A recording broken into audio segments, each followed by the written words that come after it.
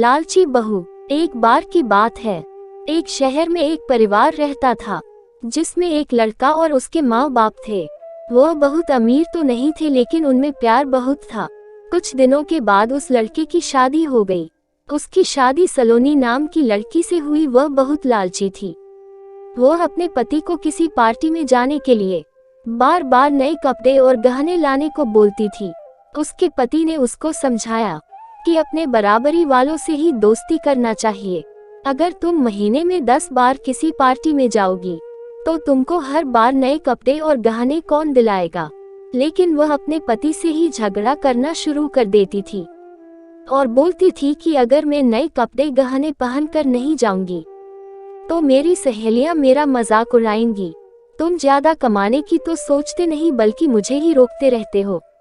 इसके बाद वह अपनी सास के पास गई और बोली, माँ जी आप मुझे अपने गहने दे दीजिए, मुझे किटी पार्टी में पहन कर जाना है।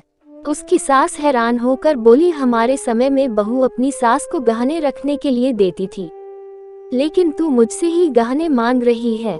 उसकी इन हरकतों से सारा परिवार दुखी था। एक दिन सलोनी की सहेली शिल्पा घर आई। उसने सलोनी की सास से सलोनी के बारे में पूछा। उनने बताया कि सलोनी पार्टी में गई है। शिल्पा ने सलोनी की सास से पूछा, आप इतनी दुखी क्यों दिख रही है। तब उनने सारी बात बताई कि सलोनी किस तरह बार बार नए गहने और कपड़े की डिमांड करती है और सारे पैसे इन पर ही खर्च कर देती है।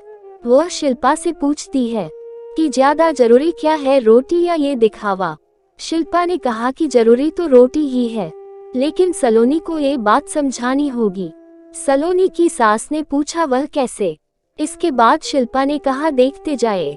शिल्पा ने अपने जितने भी गहने और नए कपड़े थे सब लाकर सलोनी के घर रख दिए और उनका सारा राशन और फर्नीचर लेकर अपने घर चली गई। जब सलोनी घर आई तो अपने अलमारी में नए गहने और कपड़े देखकर बहुत खुश हुई। इसके बाद वह अपनी सास से बोली, ये किसके हैं।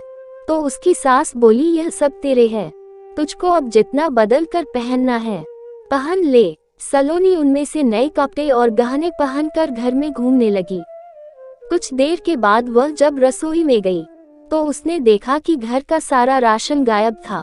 राशन के डिब्बों में गहने थे। वह अपनी सास से बोली, यह क्या है, घर का सारा राशन और फर्नीचर कहाँ गया। उसकी सास बोली, वह सब बेचकर ही तेरे लिए नए गहने और कपड़े लेकर आए हैं, अब तू इनको ही बदल बदल कर पहन। सलोनी बोली, लेकिन गहनों से पेट थोड़ी भरेगा, खाना तो खाना ही पड़ेगा। तभी सलोनी की सहेली शिल्पा भी आ गई। उसने कहा, जब पहले तुम्हारी सास ने तुमको समझाया तब तुम नहीं मानी, इसलिए हमने ये सब किया। अगर तुमको लगता है कि तुम्हारा पति पर्याप्त नहीं कमाता तो तुम खुद नौकरी क्यों नहीं करती। तुमको इन फालतू के दिखावे से बचकर अपने घर पर ध्यान देना चाहिए। अब सलोनी को अपनी गलती का एहसास हो चुका था। सीख, हमें फिजूल खर्ची से बचकर जरूरी चीजों पर ध्यान देना चाहिए।